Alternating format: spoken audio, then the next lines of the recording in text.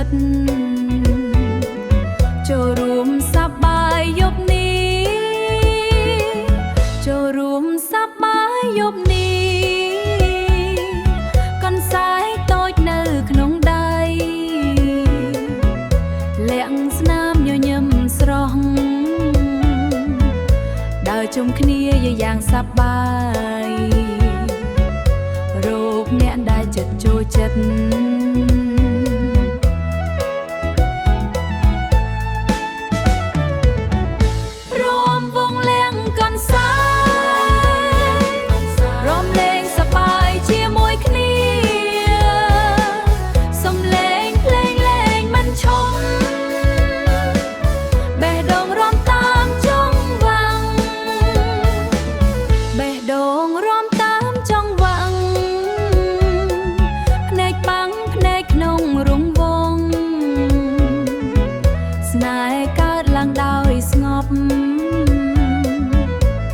កន្សែង